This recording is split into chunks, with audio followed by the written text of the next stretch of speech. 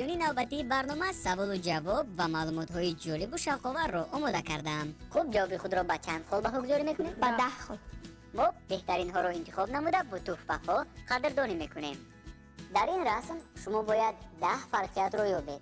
توگمه گرگ در یک طرف سیاه است و در طرف راستش سفید. دوتا با هم تماشا میکنیم و با هم میابیم. روزهای نزدیک از تلویزیونی بهارستان. با هم میابیم.